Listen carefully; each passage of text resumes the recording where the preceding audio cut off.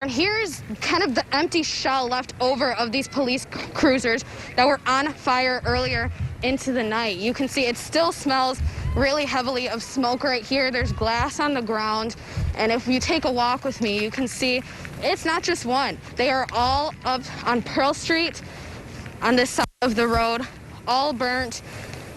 The inside of the vehicles, all of the exterior, completely done for and damaged. Here is a very early look at some of the damage we're seeing in downtown Grand Rapids. We're right in Rosa Parks Circle. This is our downtown Wood TV8 studio. You can see the windows completely smashed through. Actually, just about 5 minutes ago before we got on air, there were people walking by, picking up these chairs and still hitting them into the window. There's glass all over the ground.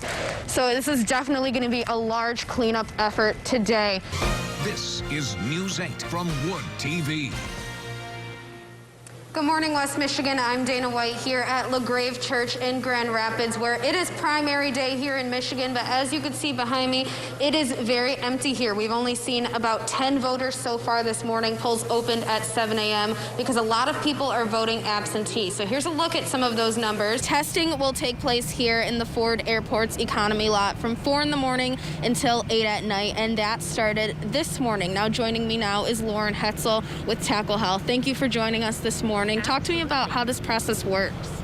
So basically what we've done with the airport, and the airport really was excited about this piece in particular. Thank you very much, Grand Rapids. A night many would call historic.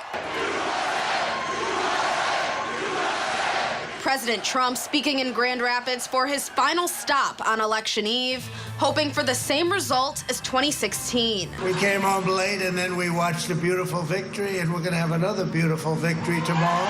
I'm thinking it's going to be a landslide. He could have probably filled this 5 times over with just the crowd outside.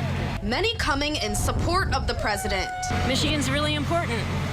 He is working very, very hard to win every Michigan vote that he gets. But others with a few critiques. I feel like he needs to stop putting so much emphasis on how bad people are and really show what he's going to do for us. Nicholas No from Whyte deciding not to vote for the president after attending the rally. A lot of it has to do with the corona and COVID response. That's been worrying us, and we were worried in there too because no one was wearing masks and there was no social distancing. So this is a real concern of ours. This is the most important election. But all can agree on one thing. We've never seen an election quite like this.